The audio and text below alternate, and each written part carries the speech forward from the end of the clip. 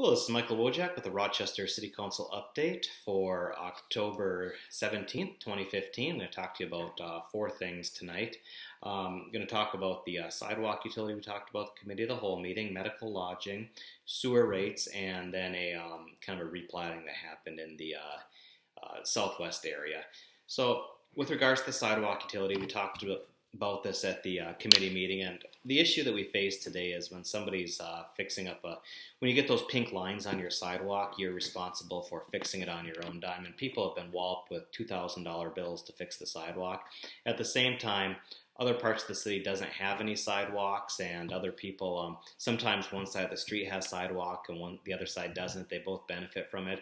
What a sidewalk utility would do is take all of these costs with the sidewalks, and it's the sidewalk maintenance, it's filling in gaps where we should have sidewalks but don't. For example, around Falwell Elementary School, in my case, taking ramps that are not ADA compliant and just filling them in appropriately as we have the dollars to do so, and basically spread it out over the entire city so everybody's just paying the same amount to maintain the sidewalk infrastructure. And the issue is, like many kinds of infrastructure, we're not paying for what we need to do just to maintain it today. I think it'd be a lot more fair way, and certainly it's a lot better than getting that $2,000 bill all at once. And like any kind of fee, I'm sure there'll be some opposition to it, but it just seems like a lot fairer way to address critical infrastructure than what we're doing today, and actually addressing some challenges that we just frankly aren't funding.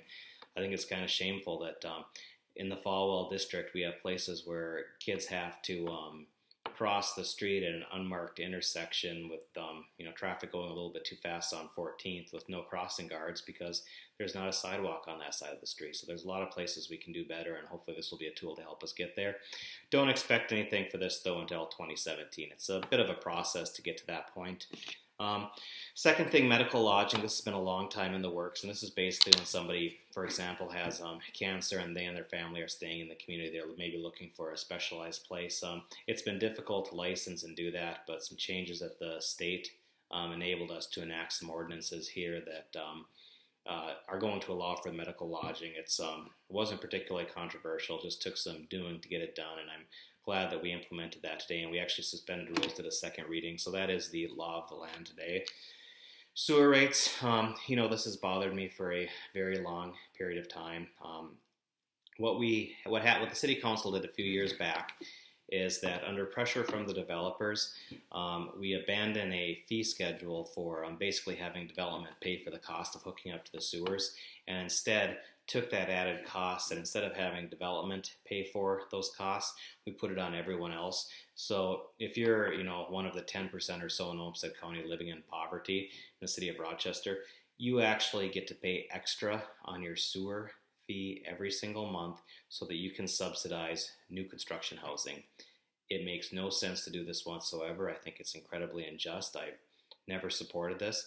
This is the closest we've ever gotten to defeating that fee. It was a 4-3 vote, although one of the three was not necessarily voting for it for the same reason that I was. But ultimately, it is my goal that for this market rate development, which principally favors the wealthiest in the community, nobody's building affordable single-family detached homes. We checked that out in the last 2 years. That would be considered to be a single-family detached home for under $160,000. Just with land costs and everything, and the cost of doing development, it's just mathematically impossible at this point. And since we're not getting affordable housing, it just seems wrong to take money from the poorest people in the community and use it to subsidize, what amounts to luxury housing.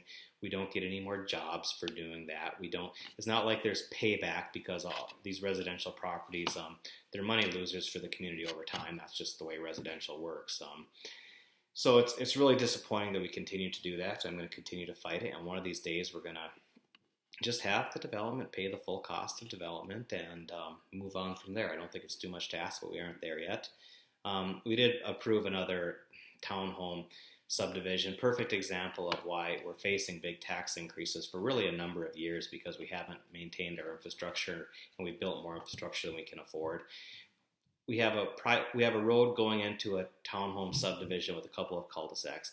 Absolutely, positively no benefit whatsoever, but because we've designated it a public street, we have to maintain this incredibly expensive asset forever. and none of the properties along there are ever going to pay enough in taxes to come close to covering those costs. When we do this irresponsible, unsustainable development, we should not be making these roads into public assets, because they're not really an asset. They're just a huge liability that, sucks the coffers of the city dry. And but we continue to pile on bad decision on top of bad decision, and what you're seeing in the taxes really for a long time to come is going to be a reflection of just doing what we have to do to maintain the infrastructure that we have. Last, there was some properties that were kind of combined into one property along 2nd Street. It sounds like there's an expansion to Ronald McDonald House coming. I don't know much about it. There are some protections in place that if the development is too substantial, that it'll have to go through an incentive process, and the neighbors will have an opportunity to weigh in at that point. I also threw out that just, come on, folks, learn how to not put your parking lot right on 2nd Street. It makes for a really nasty, walkable pedestrian environment. So hopefully they get that message and come back with something that's really cool for the community. Obviously a great mission and a great use of land in that area. So looking forward to learning more about the expansion. I really didn't know a whole lot about it, but do appreciate you watching. If you have any questions, feel free to drop me a line. Thanks a lot. Catch you next time.